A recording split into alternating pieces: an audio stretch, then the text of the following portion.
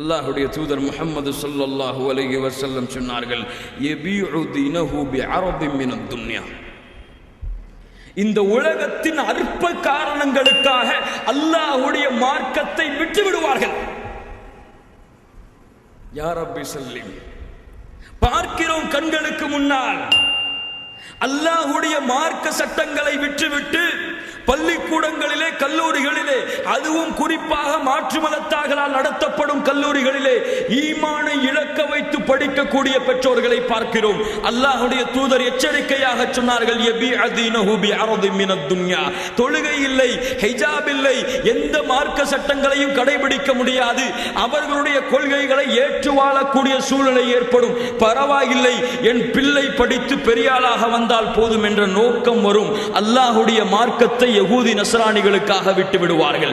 அல்லாஹ் சுப்ஹானஹு வ தஆலா அதைத்தான் அவனது புத்தகம் அல் குர்ஆனிலே சொல்லுகிறான். அல்லதீன தഖது தீனஹும் லஇபன் வ லஹ்வா. விளையாட்டாகவும் வீணாகவும் அல்லாஹ்வுடைய மார்க்கம் மாற்றப்படும், எடுத்துக் கொள்வார்கள். அல்லாஹ் சொல்லுகிறான், வ இன்ன ஷயாத்தீன லயூஹூன இலா அவுலியாஇஹிம் லியுஜாதிலூக்கும் வ இன் தஅதுமூஹும் இன்னக்கும் லமுஷ்ரிகூன். ஷைத்தான் உங்களுக்கிடத்திலே, அவர்களுடைய தோழர்களிடத்திலே வந்து அவர்களை ஏவுவான். முஸ்லிம்களிடத்திலே சென்று நீங்கள் போட்டி போடுங்கள். முஸ்லிம்களிடத்திலே சென்று அவர்களுடைய கொள்கைகளுக்கும் உங்களுடைய கொள்கைகளுக்கும் இடையிலே சமரசத்தை ஏற்படுத்த முயற்சி செய்யுங்கள். அல்லாஹ் சொல்லுகிறான், அவர்கள் வந்து உங்களிடத்திலே அல்லாஹ்வின் மார்க்க சட்டத்திலே ஏதாவது ஒன்றை விட்டு கொடுத்து நீங்கள் இந்த உலகத்தை அடைந்து கொள்ளுங்கள் என்று போட்டி போடும் பொழுது நீங்கள் அல்லாஹ்வின் மார்க்க சட்டத்தை விட்டு அவர்களுடைய வழிக்கு கட்டுப்பட்டால் இன்னக்கும் லமுஷ்ரிகூன், நீங்களும் அவர்களை போன்ற முஷ்ரிக்குகள் தான். அல்லாஹ் சொல்லுகிறான், நீங்கள் அவர்களுடைய சட்டங்களுக்காக, கட்டளைகளுக்காக அல்லாஹ்வுடைய மார்க்க சட்டத்தை விட்டுவிட்டு அல்லது விட்டுவிட்டு நீங்கள் அவர்களுடைய சட்டங்களுக்கு கட்டுப்பட்டால் நீங்களும் அவர்களை போன்ற வழிகட்ட முஷ்ரிக்குகளாக மாறிவிடுவீர்கள். என் அன்பு மூமினான சகோதரர்களே, தாய்மார்களே, எனக்கு முதலாவதாகவும் பிறகு உங்களுக்கும் நான் இந்த வசியத்தை செய்து கொள்கிறேன். உலகத்தில் எதற்காகவும், யாருக்காகவும், எந்த செல்வத்தை அடைவதற்காகவும், ஏன் உலகத்தின் ஆட்சி, உலகத்தின் கடிவாளம் கிடைத்தாலும் சரி, அல்லாஹ்வுடைய மார்க்க சட்டத்தில் ஒரு கடுகளவு உள்ள சட்டத்தை விற்றுதான் அந்த பெரிய கடிவாளத்தை அடைய முடியும் என்றால் அந்த கடிவாளத்தை நாம் அடைவதை விட நம்முடைய மரணத்தை நாம் மேற்கொள்வது மேல். அல்லாஹ்வுடைய மார்க்கத்திற்காக எதையும் இழங்கள். இழப்பு அல்ல, அது நஷ்டம் அல்ல. நாளை மறுமையிலே ஈமானை இழந்து அல்லாஹ்விற்கு முன்னால் படைத்த இறைவன், நான் படைத்த படைப்பினை எனக்காக என்ன செய்தாய் என்று கேட்கும் பொழுது, யா அல்லாஹ், ஈமானை இழந்து மற்றவர்களுக்காக என் ஈமானை விட்டு கொடுத்து வந்தேன் என்று சொல்லுவதை விட இந்த உலகத்திலே அல்லாஹ் கொடுக்கக்கூடிய மரணத்தை ஏற்பது மேல். என் அன்பு சகோதரர்களே, உறுதியாகுங்கள் அல்லாஹ்வுடைய மார்க்கத்திலே. அல்லாஹ்வுடைய தீனை பற்றி படிப்பதற்காக எதையும் இழக்க தயாராகுங்கள். எதையும் இழந்து அல்லாஹ்வுடைய மார்க்க சட்டங்களை இழந்து விடாதீர்கள். எதையும் பெற்று அல்லாஹ்வுடைய மார்க்க சட்டங்களை இழந்து நாளை மறுமையிலே அல்லாஹ்விற்கு முன்னால் நஷ்டவாளிகளாக நாம் மாற வேண்டாம். அல்லாஹ்வுடைய தூதர் முஹம்மது ஸல்லல்லாஹு அலைஹி வஸல்லம் அவர்கள் இந்த எல்லா தன்மைகளையும் ஏற்று இந்த நேரத்திலே என்ன நடக்கும் என்று சொன்னார்கள். சௌபான் ரலியல்லாஹு அன்ஹு அறிவிக்கிறார்கள், அபூ தாவூத் என்ற கிரந்தத்திலே பதிவு செய்யப்படுகிறது, யூஷிகுல் உம்மம் அன் ததாஅ அலைக்கும் கமா ததாஅல் அக்லத இலா கிஸ்அத்திஹா. ஒரு காலம் வரும், எப்படி உணவின் விரிப்பை விரித்து வைக்கும் பொழுது பாய்வார்களோ அது போன்று எதிரிகள் உங்கள் மீது பாய்வார்கள். யா ரப்பி ஸல்லி. சஹாபாக்கள் கேட்டார்கள், ஃபகால காயிலுன் வமின் கில்லத்தி நஹ்னு யௌமைதின். அல்லாஹ்வுடைய தூதரே, அந்த காலத்திலே நாங்கள் குறைவான எண்ணிக்கையில் இருப்போமா? வமின் கில்லத்தி நஹ்னு யௌமைதின், குறைவான எண்ணிக்கை எங்களிடத்திலே இருக்குமா? அல்லாஹ்வுடைய தூதர் முஹம்மது ஸல்லல்லாஹு அலைஹி வஸல்லம் சொன்னார்கள், இல்லை, பல் அன்தும் கஸீர், நீங்கள் அதிகமான எண்ணிக்கையில் தான் இருப்பீர்கள். எப்படி? ஆற்றின் வெள்ளப்பெருக்கத்திலே வரக்கூடிய நுரையை விட உங்களின் எண்ணிக்கை அவர்களை விட அதிகமாகத்தான் இருக்கும். ஆனால் وَلَيَنْزَعَنَّ اللَّهَ مِنْ صُدُورِ عَدُوِّكُمُ الْمَهَابَّةَ مِنْكُمْ وَلَيَقْذِفَنَّ اللَّهَ فِي قُلُوبِكُمُ الْوَهْنَ. அல்லாஹ் உங்கள் மீதுள்ள பயத்தை எதிரிகள் உள்ளத்திலிருந்து எடுத்துவிட்டு, யார் எடுப்பது? அல்லாஹ் எதிரிகள் உள்ளத்திலிருந்து உங்களுடைய பயத்தை எடுத்துவிட்டு உங்களது உள்ளத்திலே வஹ்னை போடுவான். சஹாபாக்கள் கேட்டார்கள், வமல் வஹ்னு யா ரசூலல்லாஹ், அல்லாஹ்வுடைய தூதரே வஹ்ன் என்றால் என்ன? ஹுப்புத் துன்யா வ கராஹியத்துல் மௌத், எல்லாவற்றிற்கும் காரணம் இதுதான்.